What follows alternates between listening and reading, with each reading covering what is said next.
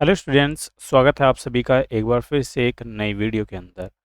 आज से हम शुरू कर रहे हैं कक्षा 12 का जो गणित है उसको हम शुरू कर रहे हैं और यहाँ पर हम सबसे पहले जो चैप्टर ले रहे हैं उस चैप्टर का नाम है संबंध एवं फलन। यानी कि सबसे पहले हम संबंध एवं फलन नामक चैप्टर को ही पढ़ने वाले हैं, रिलेशंस एंड फंक्शन।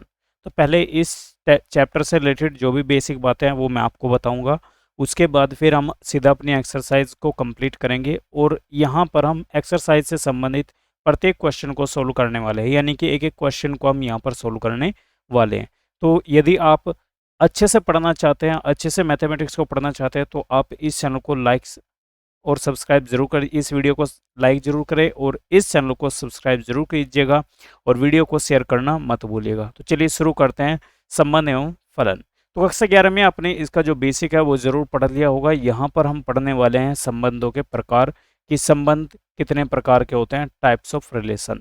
सबसे पहले आता है हमारे पास समुच्चय ए पर परिभाषित संबंध आर एक रिक्त संबंध कहलाता है यदि ए का कोई भी अवयव ए के किसी भी अवयव से संबंधित नहीं है। यहाँ पर कहना चाह रहा है कि रिक्त संबंध क्या होता है। सबसे पहले हम बात करें कि रिक्त संबंध क्या होता है। तो रिक्त संबंध का मतलब होता है कि यदि हमारे पास कोई ए है और इसके अंदर क्या है, कुछ अवयव है, जैसे 1 2 3 4 है, ठीक है, और हमारे पास एक बी है, ठीक है, एक समुच्चय क्या है, बी है, ठीक है। तो इसके अंदर क्या है अवयव, इसके अंदर है 5 6 7 8, ठीक है। तो यहाँ पर आप देख सकते हैं कि ए का कोई भी अवयव बी के किसी भी अवयव के साथ कोई भी संबंध नहीं बनाता, तो इसका मतलब क्या हो जाता है, ये हमारा रिक्त संबंध होता है, ठीक है ना। ये हमारा क्या होता है, रिक्त संबंध होता है, ठीक है।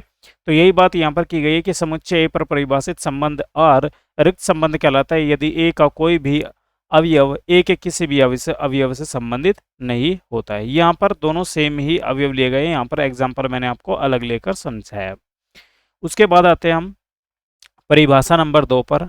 और परिभाषा 2 क्या दी गई है कि समुच्चय ए पर परिभाषित संबंध आर एक सार्वत्रिक यानी कि यूनिवर्सल संबंध कहलाता है। देखो ये इंपॉर्टेंट है, यूनिवर्सल संबंध क्या होता है, यदि ए का प्रत्येक अवयव ए के सभी अवयवों से संबंधित है, यानी कि ए के जितने भी अवयव हैं वो क्या हो, ए के सभी अवयवों के साथ क्या होते हैं, संबंधित होते हैं।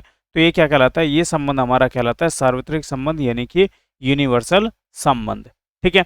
यहीं पर कुछ एक और चीज आप लोगों को बताई गई है जो कि आप लोगों को याद रखनी है, ठीक है ना। रिक्त संबंध तथा सार्वत्रिक संबंध को कभी कभी तुच्छ संबंध भी कहते हैं, यानी कि ट्रिवियल संबंध भी इन्हें कहते हैं, ट्रिवियल रिलेशंस भी इन्हें कहते हैं। तो उम्मीद करता हूं कि ये सारी की सारी बातें आप लोगों को अच्छे से याद होंगी और आप लोग इन्हें अच्छे से समझने का प्रयास करेंगे, ठीक है। चलिए, तो अब थोड़ा सा आगे बढ़ लेते हैं और देख लेते हैं इनसे संबंधित जो हमारे पास जो हमारे पास नेक्स्ट परिभाषा है। नेक्स्ट परिभाषा क्या दी गई है कि समुच्चय ए पर परिभाषित संबंध आर, यानी कि समुच्चय ए पर जो संबंध आर है वो किस प्रकार परिभाषित होता है। हमारे सामने यहाँ पर 3 संबंध है, एक तो है समतुल्य, एक है सममित, एक है संक्रामक। तीनों के तीनों संबंध बेहद ज्यादा इंपॉर्टेंट है, बेहद ज्यादा महत्वपूर्ण है। सबसे पहले आता है हमारे पास समतुल्य संबंध यानी कि रिफ्लेक्सिव, ठीक है ना। तो समतुल्य संबंध यानी कि रिफ्लेक्सिव रिलेशन, समतुल्य संबंध वह होता है जिसमें ए यदि ए को बिलोंग करता है तो इसका मतलब है कि जो ए कोमा ए है वो रिलेशन को बिलोंग करना चाहिए, ठीक है। यानी कि हमारे पास यदि समुच्चय ए है और इसके अंदर स्मॉल ए कोई अवयव है, यदि हमारे पास कोई संबंध बन रहा है तो इस संबंध के अंदर ए कोमा ए होना बेहद ज्यादा जरूरी है, ठीक है। इसी प्रकार से आता है हमारे पास सममित यानी कि सिमेट्रिक संबंध। ये क्या कहता है, यदि हमारे पास ए और A2 ये ए को बिलोंग करते हैं तो हमारे पास दो ऐसे समूह होने चाहिए जिसमें A1 कोमा A2 और जो A2 कोमा A1 होता है ये बिलोंग करने चाहिए किसे, आर से, यानी कि संबंध से बिलोंग करने चाहिए, ठीक है ना। यही यहाँ पर बात कही गई है, आप लोग यहाँ पर अच्छे से देख सकते हैं। इसके बाद आता है हमारे पास जो कि सबसे इंपॉर्टेंट संबंध है जिसे हम कहते हैं संक्रामक संबंध, ठीक है ना। जिसे हम क्या कहते हैं, संक्रामक संबंध कहते हैं, यानी कि ट्रांजिटिव रिलेशन कहते हैं, ठीक है। ये क्या कहता है कि यदि A1 coma A2 coma A3, ठीक है ना, ये समुच्चय ए को बिलोंग करते हैं, यानी कि A1 A2 A3 ये क्या है, समुच्चय ए के अवयव है। तो रिलेशन हमारे पास कुछ इस प्रकार होना चाहिए कि जो A1 कोमा A2 है ये बिलोंग करना चाहिए R को, A2 कोमा A3 ये भी बिलोंग करना चाहिए R को, और यदि ये दोनों बिलोंग कर रहे हैं तो A1 कोमा A3 भी बिलोंग करना चाहिए R को। ठीक है, तो ये यहाँ पर क्या होता है, 3 नियम यहाँ पर लागू होते हैं। ठीक है, यदि कोई ऐसा समुच्चय हमारे पास आ जाता है जो क्या हो, समतुल्य भी हो, सममित भी हो और संक्रामक भी हो, तो ऐसे संबंध को हम क्या कहते हैं, ऐसे संबंध को हम तुल्यता संबंध कहते हैं। क्या कहते हैं, ऐसे संबंध को तुल्यता संबंध हम कहते हैं। ठीक है, यहाँ पर आप देख सकते हैं, इसके डेफिनेशन को मैं आपको दोबारा पढ़कर बता देता हूँ। तुल्यता संबंध क्या होता है, ए पर परिभाषित संबंध आर एक तुल्यता संबंध कहलाता है यदि आर क्या हो, समतुल्य हो, सम्मित हो तथा संक्रामक हो। यानी कि जो आर की वैल्यू है वो क्या होनी चाहिए, वो समतुल्य भी होनी चाहिए, सम्मित भी होनी चाहिए और संक्रामक भी होनी चाहिए।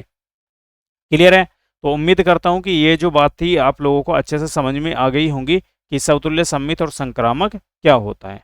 ठीक है, देखो जो इम्पोर्टेंट बातें थी, जो भी इम्पोर्टेंट थ्योरी थी वो मैं आप लोगों को बता चुका हूँ। आप लोगों को मैंने बताया कि रिक्त संबंध क्या होता है, रिक्त संबंध क्या होता है। ठीक है, उसके बाद मैंने बताया आपको सार्वत्रिक संबंध क्या होता है। ठीक है, उसके बाद मैंने आपको बताया समतुल्य संबंध। उसके बाद मैंने आपको बताया सम्मित।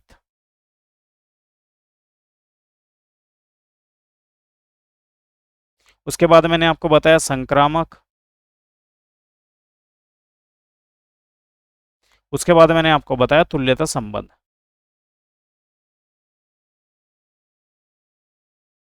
ठीक है, तो ये जो 6 प्रकार के मैंने आपको संबंध बताया, इन्हीं संबंधों से रिलेटेड जो एक्सरसाइज 1.1 है इसके अंदर क्वेश्चन दिए गए हैं। तो अब हम देखने वाले हैं इन्हीं सभी संबंधों को किसके अंदर, एक्सरसाइज 1.1 के अंदर। ठीक है, तो चलिए शुरू करते हैं इस एक्सरसाइज को और प्रत्येक क्वेश्चन को बड़े अच्छे तरीके से समझने का प्रयास करेंगे। और यहाँ पर मैं आपको बता दूं कि हर एक क्वेश्चन समझाया जाएगा और ये जो वीडियो है आप लोगों को डेली शाम के 6 बजे आप लोगों को मिल जाती है। ठीक है, आपके अपने चैनल पर। ठीक है, तो आप लोगों को इस चैनल को सब्सक्राइब जरूर करना है। ठीक है ना, वीडियो को लाइक करना है और वीडियो को शेयर करना है। ये कुछ ऐसी चीजें हैं जो आप लोगों को करनी है। भाई सब्सक्राइब का आप लोगों से कोई पैसा नहीं लिया जाता, लाइक का आपका कोई पैसा नहीं लगता, शेयर का आपका कोई पैसा नहीं लगता, बस आपका थोड़ा सा नेट लगता है। ठीक है, तो प्लीज आप 2 मिनट का समय निकालकर इन सब कामों को जरूर कर ले ताकि हमें भी सपोर्ट मिले और आप लोगों को भी सपोर्ट मिले। तो आप लोगों को चैनल को सब्सक्राइब जरूर करना है, वीडियो को लाइक करना है और वीडियो को शेयर भी करना है। ठीक है, चलिए बढ़ते हैं एक्सरसाइज की तरफ। तो सबसे पहला क्वेश्चन आता है हमारे पास, क्वेश्चन नंबर 1। क्या कहता है कि निर्धारित कीजिए कि क्या निम्नलिखित संबंधों में से प्रत्येक समतुल्य, सम्मित और संक्रामक है। यानी कि यहाँ पर हमें 3 ही चीज देखनी है कि जो संबंध है वो समतुल्य है क्या, सम्मित है क्या और संक्रामक है क्या। ठीक है, तो सबसे पहला क्वेश्चन जो है इसे सोल्व करना हम शुरू करते हैं। ठीक है भाई, तो ए बराबर हमें दिया गया है, ए क्या है, ए हमारा समुच्चय है। ठीक है ना, ए समुच्चय क्या दिया गया है, 1 2 3 और ऐसे ही कहाँ तक दिया गया है, 13 और 14 तक। ठीक है, यानी कि ये वैल्यू हमें कहाँ तक दी गई है, 14 तक ये वैल्यू दी गई है। ठीक है, फिर हमें जो संबंध है आर, जो रिलेशन है, आर का मतलब होता है रिलेशन, रिलेशन का मतलब होता है संबंध। तो जो संबंध है वो क्या दिया गया है, वो दिया गया है कि एक्स कोमा वाई, और ये जो 2 डंडे से लगे हुए हैं, 2 बिंदु लगे हुए हैं, इनका मतलब होता है सच दैट, यानी कि इस प्रकार है कि एक्स कोमा वाई इस प्रकार है कि 3x माइनस वाई बराबर क्या है, 0 है। ठीक है, 3x माइनस वाई बराबर क्या है, 0 है। ठीक है, तो देखो यहां पर आप मुझे बताओ, सबसे पहले यदि मैं यहां पर रिलेशन निकालना चाहूं तो क्या निकल कर आएगा। देखो यदि मैं x की वैल्यू 1 लेता हूं, x बराबर यदि मैं 1 रखता हूं तो y बराबर मुझे क्या रखना होगा ताकि ये 0 आ जाए। तो x की वैल्यू 1 रखेंगे तो 3 एकम 3 माइनस, तो 3 में से क्या घटाऊं कि ये 0 आ जाए, तो 3 में से मुझे 3 ही घटाना होगा, यानी कि y की वैल्यू क्या रखनी पड़ेगी, 3। तो यानी कि 1 कोमा कितना हो जाएगा, 3। ठीक है, उसके बाद मुझे बताओ कि यदि मैं x की वैल्यू यहाँ पर 2 रखता हूँ तो 3 दूनी कितना हो जाएगा, 6। x बराबर रखा मैंने 2, तो ये कितना आया, 6। अब मुझे बताओ कि 6 में से मैं कितना घटाऊं कि 0 आ जाए, तो 6, यानी कि y की वैल्यू कितनी रखनी होगी, 6। तो यहाँ से जो वैल्यू आ जाएगी वो कितनी आ जाएगी, 2,6। ठीक है, इसी प्रकार से फिर यदि मैं x बराबर 3 रखता हूँ तो ये कितने हो जाएगा, 9। तो y बराबर कितना हो जाएगा 9, यानी कि वैल्यू हो जाएगी 3,9। ठीक है। इसके बाद यदि मैं x बराबर रखता हूँ 4, x बराबर 4 रखता हूँ तो y बराबर कितना रखना होगा, तो 4 तिया 12, ठीक है, यानी कि ये 12 हो जाएगा। तो x बराबर 12 घटाना पड़ेगा, यानी कि 4,12। ठीक है। यदि मैं x बराबर 5 रखता हूँ तो 5 तिया 15, और 15 तो हमारे पास यहाँ पर है ही नहीं, तो इतने ही यहाँ पर क्या बनेंगे, रिलेशन बनेंगे। यानी कि 1 का रिलेशन 3 के साथ, 2 का रिलेशन 6 के साथ, 3 का रिलेशन 9 के साथ, और 4 का रिलेशन 12 के साथ। अब इन्हें हम थोड़ा सा इस प्रकार से भी दर्शा सकते हैं, देखो कैसे। ठीक है ना, कि हमारे पास भाई ये a है यहाँ पर, ठीक है ना, और ये क्या है, ये भी हमारे पास क्या है, a है। ठीक है, यहाँ पर वैल्यू 1 2 3 4 5 6 7 8 9, मैं थोड़ा सा बड़ा कर लेता हूँ इसको, 9 के बाद 10, 10 के बाद 11, 11 के बाद 12, 12 के बाद 13, 13 के बाद 14। ठीक है, इसे भी मैं थोड़ा सा बड़ा कर देता हूँ। ठीक है, 1 2 3 4 5 6 7 8 9 10 11 12 13 14। ठीक है, तो क्या कह रहा है कि इनके बीच में क्या है, इनके बीच में एक संबंध है r, और जहां पर क्या है, जहां पर 3x माइनस वाई बराबर क्या है, 0 है। ठीक है, तो देखो यहां पर एक का संबंध किसके साथ बन रहा है, एक का संबंध बन रहा है 3 के साथ, ठीक है ना, फिर 2 का संबंध 6 के साथ, ठीक है ना, फिर 3 का संबंध 9 के साथ, 9 के साथ, 4 का संबंध बन रहा है 12 के साथ। ठीक है, और तो कोई संबंध नहीं बन रहा है। तो देखो ए का संबंध बन रहा है ए से, किस प्रकार, यहाँ पर आप लोगों को ये रिलेशन पता ही लग गए। ठीक है, तो यहाँ पर हमें बताना है कि क्या ये समतुल्य है। समतुल्य का मतलब क्या होता है कि यदि एक कोमा, यदि हम यहाँ पर पहली जगह एक ले रहे हैं तो इसका मतलब है कि दूसरी जगह भी एक ही आना चाहिए।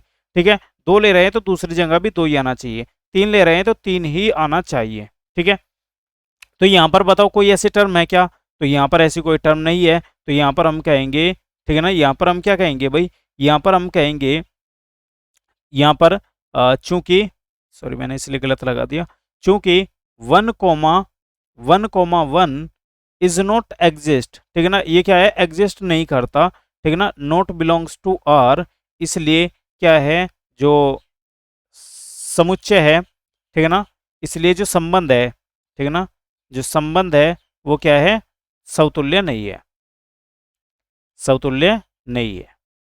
ठीक है ना, उसके बाद देखना क्या है हमें, उसके बाद देखना है हमें कि क्या सम्मित है या नहीं है।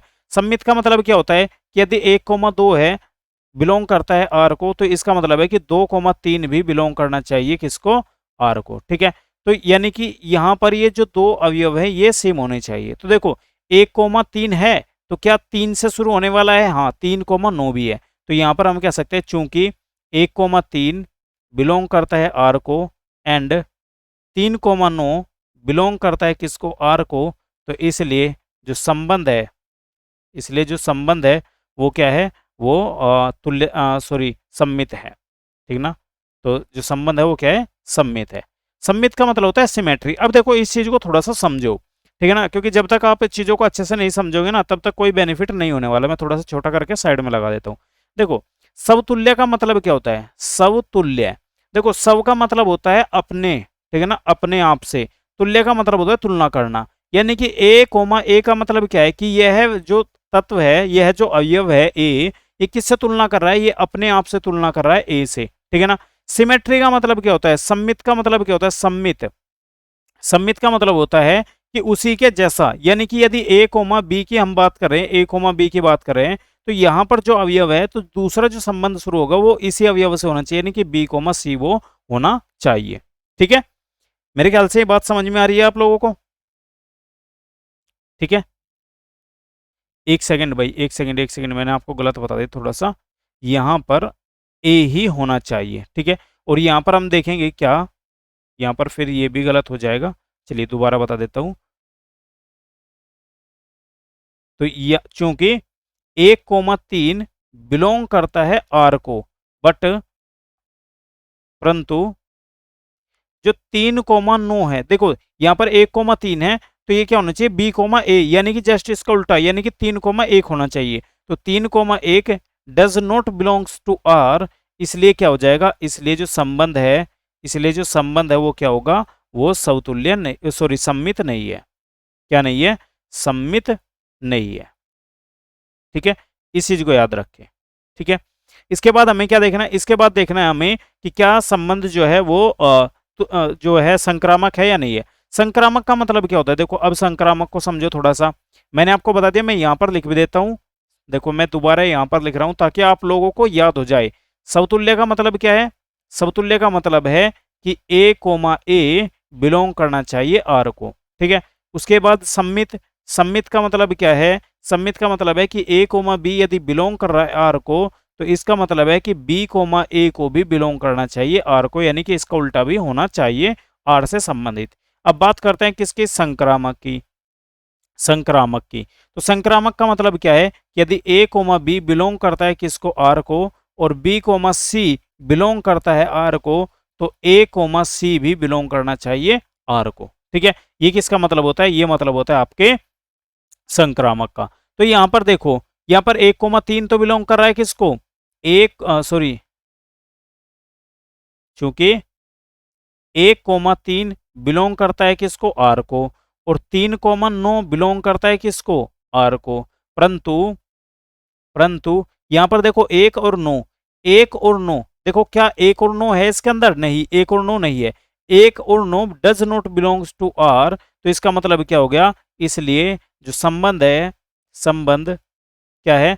संबंध यानी कि आर क्या है? संक्रामक नहीं है। संक्रामक नहीं है। ठीक है ना? तो ये क्या हो जाएगा? ये हमारे इस क्वेश्चन का राइट आंसर हो जाएगा। ठीक है, तो मेरे ख्याल से ये जो चीजें थी आप लोगों को समझ में आ गई होगी। अच्छे से आप लोग इन क्वेश्चनों को अब डील कर लोगे। क्लियर है? देखो, हर एक पॉइंट को पकड़ना बेहद ज़्यादा जरूरी है। मैं फिर से यही बात कहूंगा कि यहाँ पर जो भी चीज़ें आप लोगों को समझाई सिखाई जाएंगी वो बिल्कुल बेसिक से होंगी, अच्छे तरीके से आप लोगों को पढ़ाया जाएगा। ठीक है, बशर्ते आप लोगों को डेली आकर वीडियो देखना है, वीडियो को पूरा देखना है। पूरा नहीं देखोगे, आधा अधूरा देखोगे, आधा अधूरा ज्ञान मिलेगा आपको, आप हमारी बुराई करोगे, उससे कोई फायदा नहीं होगा। ठीक है, आप लोगों को हो सकता है कि स्टार्टिंग में कुछ चीज़ें नहीं समझ में आए, लेकिन जैसे जैसे चैप्टर खत्म होता जाएगा वैसे वैसे आपकी नॉलेज का इस लेवल जो है वो अपने आप बढ़ता जाएगा, क्योंकि हम हर एक क्वेश्चन को डिटेल में यहाँ पर एक्सप्लेन करने वाले हैं। बढ़ते हैं नेक्स्ट क्वेश्चन पर। इसी का दूसरा क्वेश्चन पर आते हैं पहले क्वेश्चन के। और यहाँ पर देखो क्या दिया गया है? यहाँ पर दिया गया है प्राकृतिक संख्याओं के समुच्चय n में r बराबर दिया गया है, यानी कि रिलेशन दिया गया है। तो सबसे पहले बात की जाती है कि समुच्चय क्या है? प्राकृतिक संख्याओं का समुच्चय है, यानी कि जो a की वैल्यू है, a की वैल्यू क्या दी गई? प्राकृतिक संख्या। प्राकृतिक संख्या का मतलब क्या है? नेचुरल नंबर का मतलब क्या है?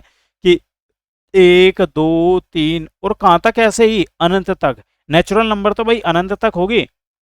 ठीक है, इसी के बाद फिर क्या दिया गया है? जो आर है, आर दिया गया है। आर की वैल्यू क्या दी गई है? आर दिया गया है कि x, y इस प्रकार है कि जो y है वो बराबर है किसके? x+5 के। ठीक है, तथा जो x की वैल्यू है वो क्या है? वो 4 से छोटी है।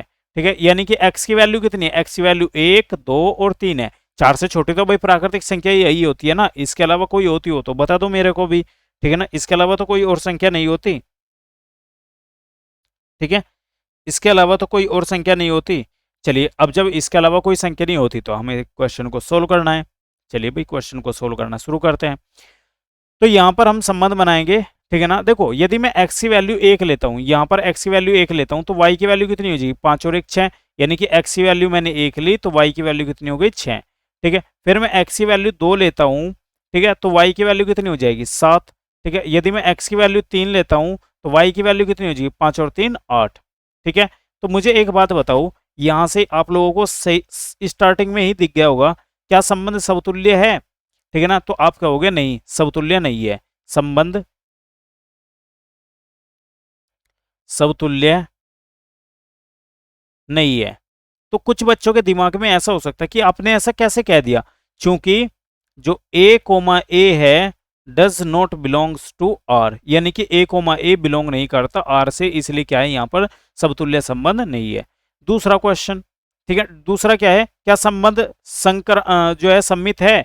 1,6 है, 6,1 है? नहीं। 2,7 है, 7,2 है? नहीं। 3,8 है, 8,3 है? नहीं। तो इसका मतलब क्या है कि जो संबंध है, संबंध क्या है? सम्मित नहीं है। सम्मित नहीं है। अब आप कह सकते हैं कि सर आपने ऐसा कैसे कह दिया, क्योंकि जो a comma B does not belongs to R and sorry a comma B belongs to R, a comma B belongs to R, but लेकिन लेकिन B comma A does not belongs to R.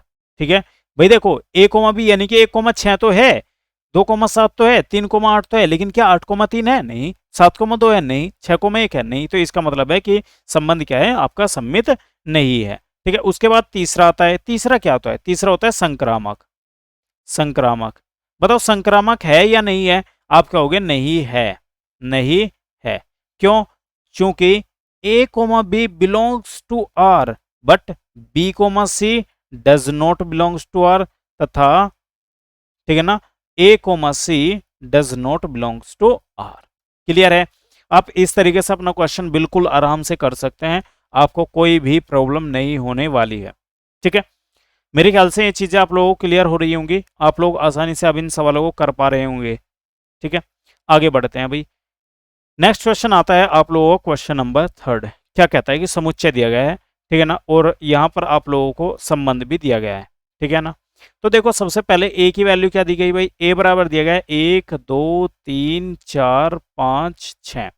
ठीक है, are की value देखो क्या दी गई, are की value दी गई है कि एक्स कोमा वाई इस प्रकार है। देखो जो y जो है भाज्य है x से, यानी कि y को हम भाग कर सकते हैं x से। ठीक है ना, देखो यहां पर सबसे पहली बात, यदि मैं एक x बराबर 1 रखता हूं, ठीक है, तो क्या एक से ये सभी की सभी संख्याएं भाग हो जाएंगी? तो आप कहोगे सर बिल्कुल हो जाएंगी। तो एक से 1 भी भाग होगा, एक से 2 भी भाग होगा, एक से 3 भी भाग होगा, ठीक है ना, और एक से क्या होगा, एक से 4 भी भाग होगा, एक से 5 भी भाग होगा, और भाई मेरे भाई मैं इसे यहाँ से हटा देता हूँ ताकि आप लोगों को पूरा लिख कर दिखा सकूं, एक से क्या होगा, 6 भी भाग होगा। उसके बाद यदि मैं एक्स की वैल्यू 2 रखता हूं तो 2 से क्या होगा, 2 भाग होगा, 2 से 2 भाग होगा, 2 से 3 भी 3 नहीं होगा, 2 से 4 भाग होगा, ठीक है, और फिर 2 से क्या होगा, 2 से 6 भाग होगा, 5 नहीं होगा। ठीक है ना, उसके बाद फिर क्या होगा, 3। देखो 3 से 3 भाग होगा क्या, बिल्कुल होगा। 3 से 4 नहीं, 3 से केवल और केवल 6 भाग होगा। उसके बाद 4 से 4 भाग होगा केवल, 5 से 5 भाग होगा केवल, 6 से 6 भाग होगा केवल। ठीक है, तो यहां से मैं सबसे पहला क्वेश्चन आप लोगों से पूछूंगा कि पहला क्वेश्चन बताओ क्या होगा।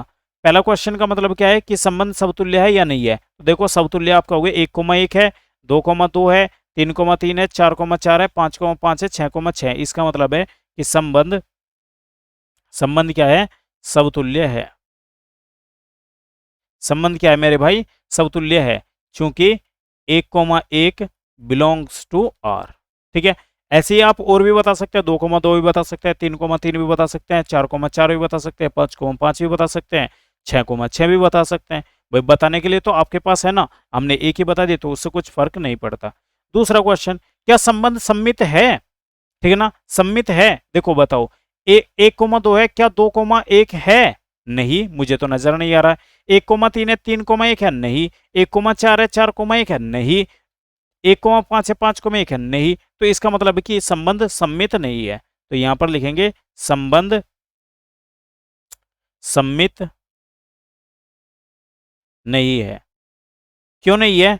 क्योंकि a, b belongs to R, लेकिन लेकिन लेकिन b, a does not belongs to are.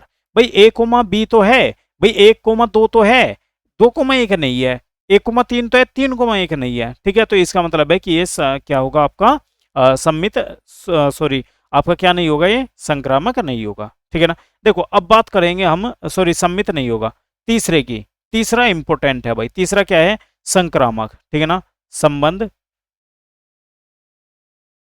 संबंध ठीक है ना, संबंध संक्रामक है या नहीं है। देखो चूंकि 1,2 बिलोंग्स टू आर, ठीक है ना, ठीक है ना, और क्या है, 2,4 बिलोंग्स टू आर।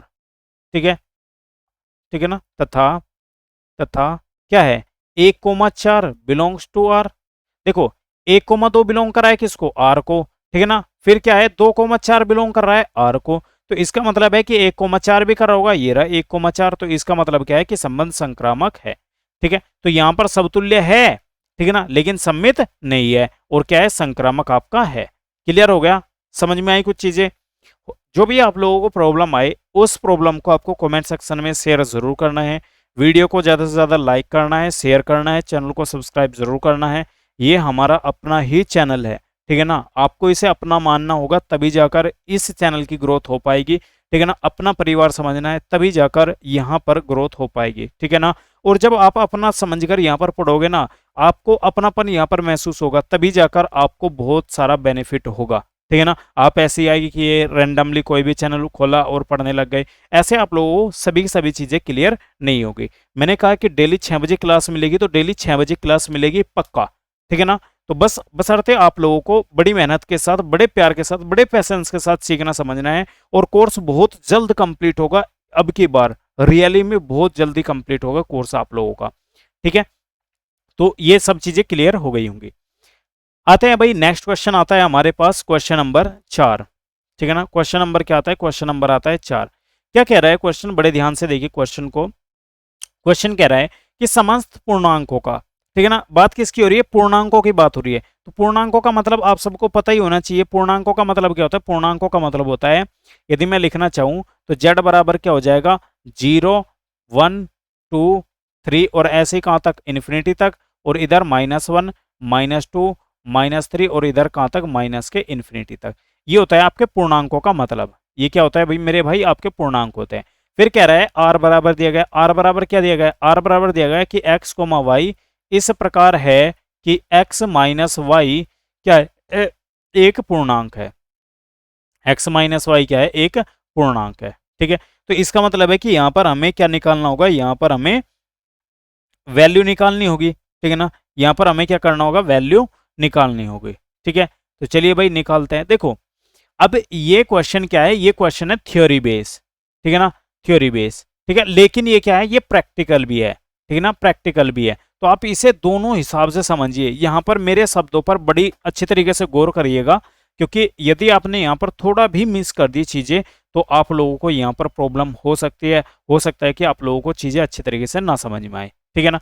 देखो यहाँ पर कह रहा है कि यदि x में से x घटाया जाए तो वो एक पूर्णांक होगा। पूर्णांक का मतलब वो प्लस में भी हो सकता है, माइनस में भी हो सकता है। अब मेरी एक बात ध्यान से सुनिए, यदि मैं 5 में से 4 घटाऊं तो क्या आएगा मेरे पास, पूर्णांक आएगा, ठीक है ना। यदि मैं 7 में से माइनस के 7 घटाता हूं तो भी क्या आएगा, पूर्णांक आएगा। कैसा आएगा पूर्णांक, माइनस माइनस प्लस हो जाएगा, 7 और 7 14, ठीक है। यहां पर 5 में से 1 घटाऊंगा तो 1 बचेगा, तो 1 भी पूर्णांक है और 14 भी पूर्णांक है। यदि मैं आपसे कहता हूं कि 2 में से मुझे 14 घटाने हैं तो भी क्या मिलेगा, मुझे पूर्णांक मिलेगा, ठीक है ना। पूर्णांक कैसे मिलेगा भाई, 2 में से 14 घटा रहा हूं, इसका मतलब -12, और -12 क्या है, हमारा पूर्णांक है। यानी कि यदि आप पूर्णांक में से, इस चीज को समझिए, ये लाइन इंपोर्टेंट है यहाँ पर, ठीक है ना। यहाँ पर ये लाइन इंपोर्टेंट है कि यदि मैं पूर्णांक में से मैं पूर्णांक को घटाता हूं, यदि मैं पूर्णांक में से पूर्णांक को घटाता हूं तो मेरे भाई मुझे क्या मिलेगा, मुझे मिलेगा पूर्णांक, ठीक है ना। यानी कि मैं पूर्णांक में से पूर्णांक घटा रहा हूं तो मिलेगा क्या, मुझे मिलने वाला है पूर्णांक ही, ठीक है ना। मुझे कोई और संख्या नहीं मिलेगी, कि ऐसा नहीं कि मुझे यहाँ पर कुछ और मिल जाएगा, ठीक है ना। क्या मिलेगा, पूर्णांक ही मिलेगा। तो जब हमें पूर्णांक मिल रहा है, और यहाँ पर क्या कह रहा है, यहाँ पर लाइन को देखो कि यदि मैं x में से x घटाता हूँ, x क्या है यहाँ पर, x भी एक पूर्णांक है भाई। x किसे रिप्रेजेंट कर रहा है, x रिप्रेजेंट कर रहा है पूर्णांक को, ठीक है ना, पूर्णांक को। और y किसे रिप्रेजेंट कर रहा है, y रिप्रेजेंट कर रहा है पूर्णांक को। और ये कह रहा है कि यदि मैं पूर्णांक में से पूर्णांक घटाता हूं तो मुझे क्या मिलना चाहिए, मुझे मिलना चाहिए पूर्णांक, ठीक है ना, मुझे क्या मिलना चाहिए, पूर्णांक। यही तो बात इस क्वेश्चन में कही गई है। तो बस यदि किसी को इतनी बात समझ में आ गई तो ये समझिए कि उसका उद्धार हो गया, उसने क्वेश्चन आसानी से कर लिया।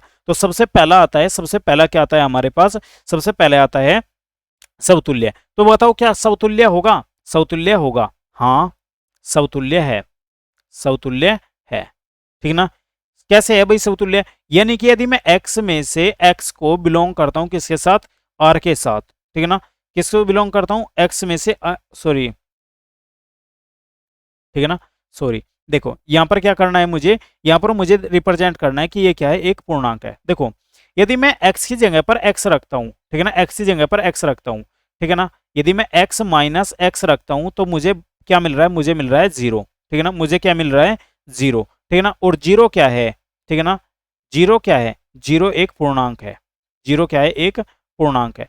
यानी कि यदि मैंने x की जगह पर y की जगह पर x रख दिया तो x में से x घटाया, क्या मिला? 0।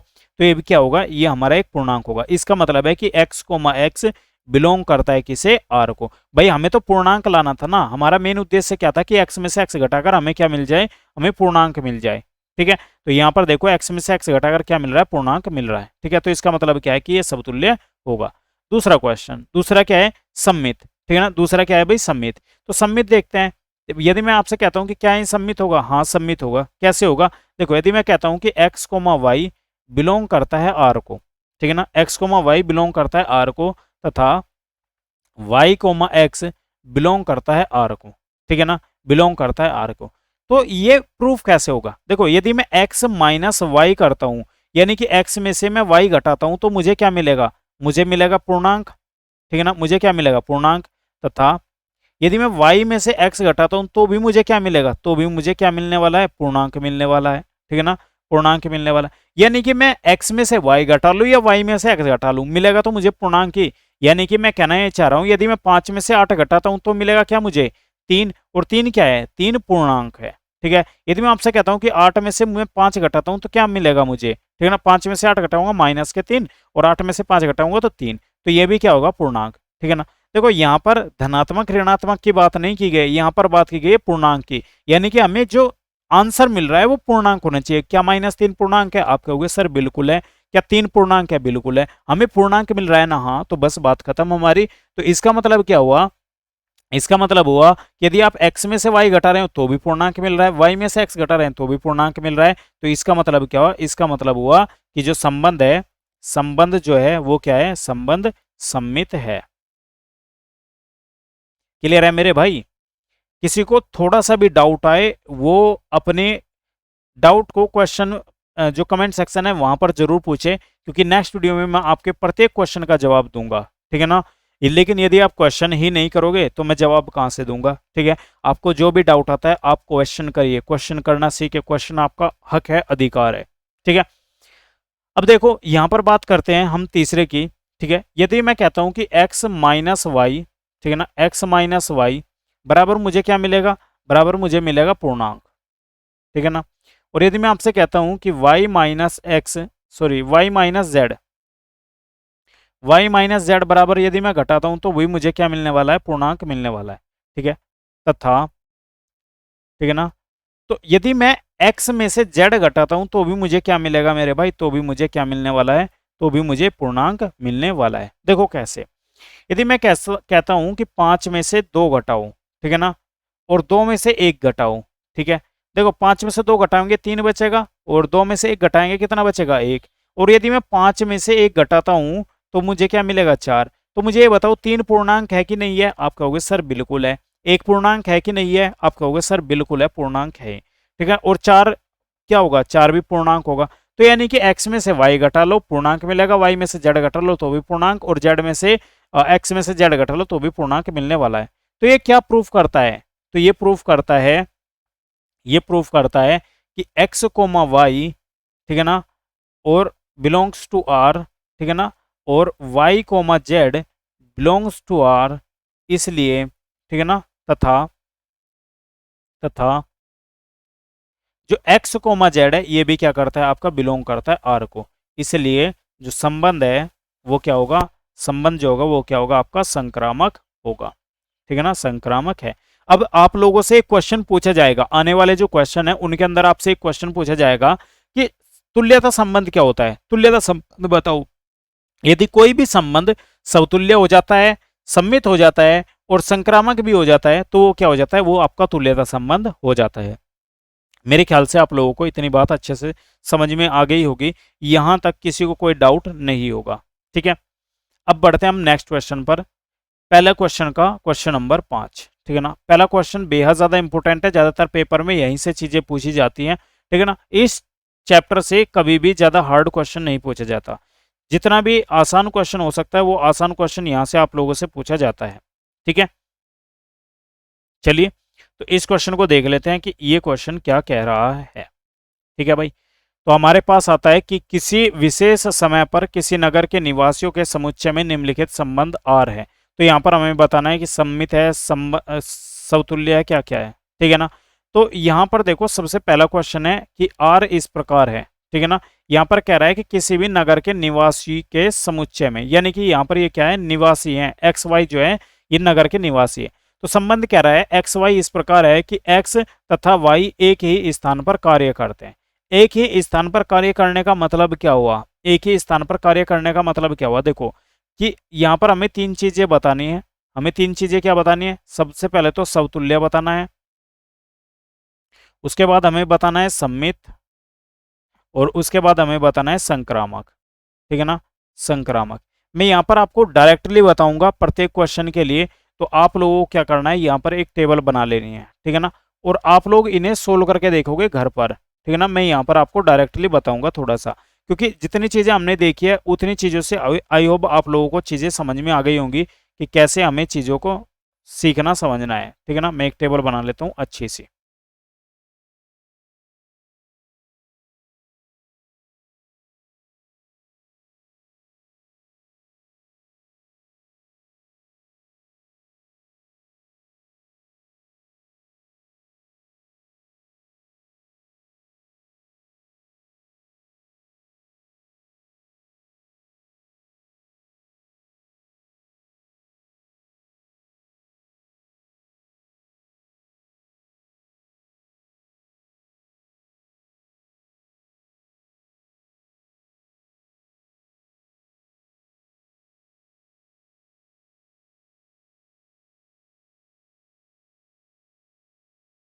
देखो यहाँ पर हम क्या लिखते हैं, संबंध,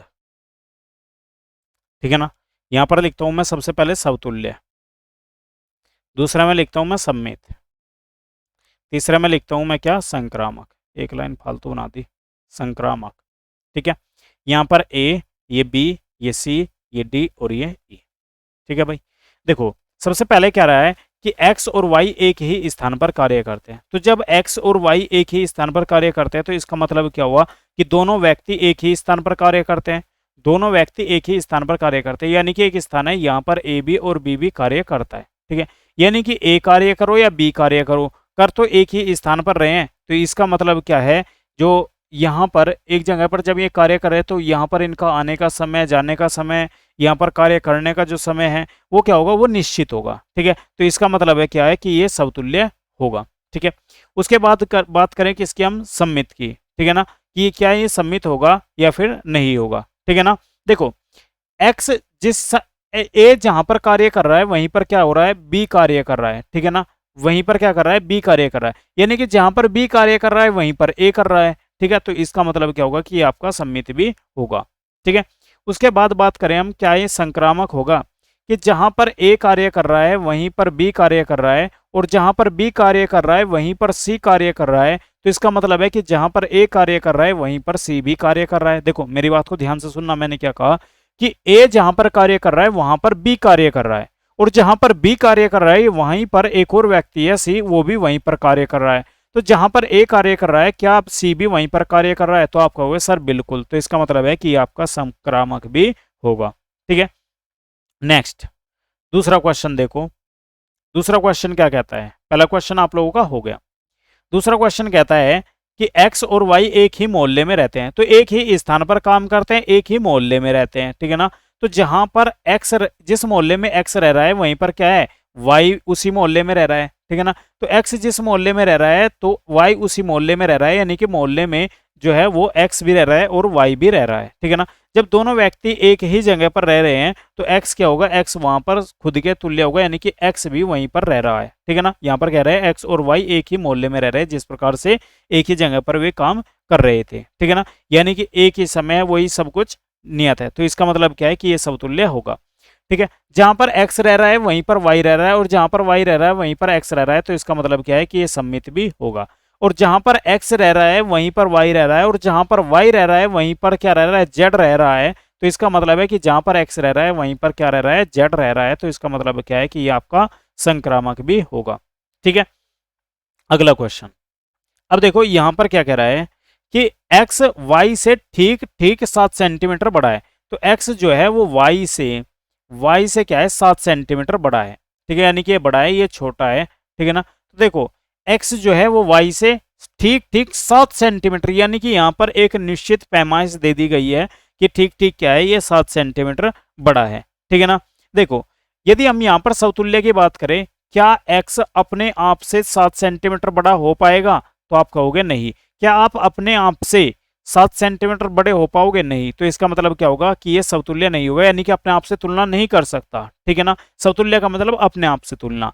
ठीक है। फिर यहां पर कह रहा है कि यदि x y से 7 सेंटीमीटर बड़ा है तो क्या y x से 7 सेंटीमीटर बड़ा होगा। यानी कि यदि आप अपने बड़े भाई से 7 सेंटीमीटर छोटे हैं तो क्या आपका भाई आपसे 7 सेंटीमीटर छोटा होगा। अरे छोटे तो आप हो ना, तो आप ही तो छोटे रहोगे। तो यहाँ पर क्या होगा, ये सम्मित नहीं होगा। ठीक है ना। अब फिर से बात हो रही है कि x जो है वो y से 7 सेंटीमीटर छोटा है, और जो x जो है वो y से 7 सेंटीमीटर लंबा है, और जो y है वो z से 7 सेंटीमीटर लंबा है। तो क्या x वो z से 7 सेंटीमीटर लंबा होगा, नहीं, ये तो 14 सेंटीमीटर लंबा हो जाएगा ना। तो इसका मतलब है कि ये आपका संक्रामक भी नहीं है। क्लियर है। देखो टेबल बनाकर आसानी हो जाती है, आप लोग ऐसे क्वेश्चनों को पेपर में आते हैं तो आसानी से सोल्व कर पाओगे। उसके बाद बात करते हैं डी की। तो देखो एक्स जो है वो वाई की पत्नी है, यानी कि एक्स जो है वो वाई की पत्नी है, ये पुरुष है ये महिला है। ठीक है ना। देखो एक्स जो है वो वाई की पत्नी है। ठीक है। क्या एक्स अपने आप से तुलना करना, यानी कि रिलेशन देखना, पत्नी है, क्या एक्स एक्स की पत्नी हो सकती है। क्या आप अपनी पत्नी हो सकती हैं, क्या आप अपनी पत्नी हो सकती हैं। ठीक है। आप कहोगे नहीं सर ये क्या बेहुदा वाली बात कर रहे हैं आप। ठीक है ना। यानी कि कोई भी व्यक्ति अपनी स्वयं की पत्नी नहीं हो सकता। ठीक है। यानी कि ये समतुल्य नहीं हुआ। समतुल्य का मतलब होता है अपने आप से तुलना करना, उसी रिलेशन को अपने आप से तुलना करना। ठीक है। ठीक है। यानी कि एक ही व्यक्ति को दो बार रखना। ठीक है। तो एक्स जो है वो एक्स की पत्नी नहीं हो सकता, क्योंकि एक्स तो वाई का पति है। ठीक है ना। एक्स जो है वो वाई की पत्नी है, एक्स एक्स की पत्नी नहीं हो सकती। ठीक है ना। यानी कि आपकी पत्नी खुद की पत्नी नहीं हो सकती। ठीक है ना। तो यहां पर बात करेंगे सम्मित की। ठीक है ना। क्या सम्मित होगा, यानी कि एक्स वाई जो है, ठीक है ना, एक्स वाई की पत्नी है, यानी कि एक्स जो है वो वाई की पत्नी है। ठीक है ना। और वाई जो है वो जेड की पत्नी है, वाई जो है वो जेड की पत्नी है।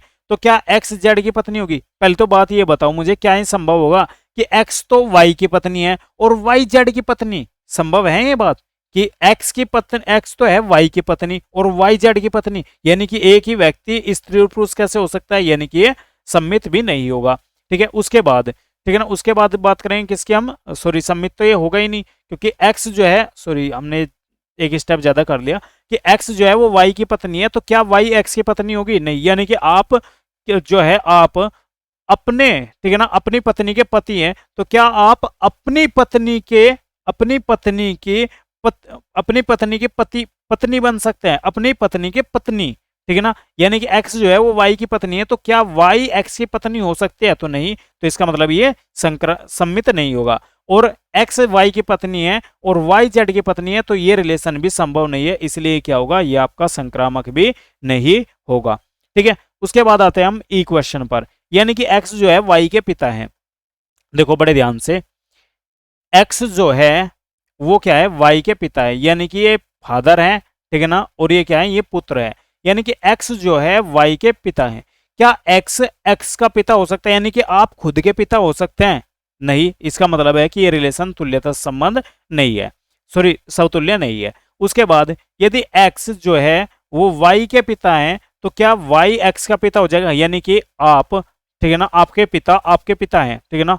ठीक है ना। आप अपने पुत्र के पिता हैं, तो क्या आपका पुत्र आपका पुत्र आपका पिता हो जाएगा, नहीं। ये तो संभव ही नहीं है, क्या बेहुदा वाली बात होगी, आप तुरंत ही इस जवाब को दोगे। ठीक है ना।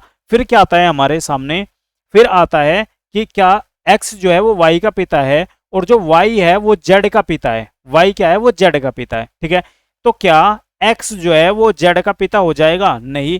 z का तो दादा होगा, ठीक है ना, पिता थोड़ा होगा। तो यहाँ पर क्या होगा, यहाँ पर संक्रामक भी नहीं होगा। तो भाई मुझे लगता है कि इससे आसान कोई और मेथड नहीं होगा इस तरीके से इन रिलेशंस को डिफाइन करने का, इन सभी क्वेश्चनों को करने का। ठीक है ना। मैंने अपने हिसाब से जितना बेसिक तरीके से हो सकता है उतना बेसिक तरीके से आपको बताने की कोशिश की है। ठीक है। और उम्मीद करता हूं कि जो आगे की हमारी क्लासेस होंगी उनके अंदर आप प्रत्येक क्वेश्चन को बड़े ही प्यार से अच्छे तरीके से समझोगे, आप लोगों को कोई भी परेशानी नहीं होगी। और यदि कोई भी परेशानी आती है तो आप हमें कमेंट सेक्शन में तुरंत कमेंट करके बताओगे। तो मिलते हैं कल की नेक्स्ट क्लास में आपको, तब तक के लिए जय हिंद, जय भारत, मस्त रहिए, स्वस्थ रहिए और पढ़ते रहिए। Bye bye, see take care, have a good day.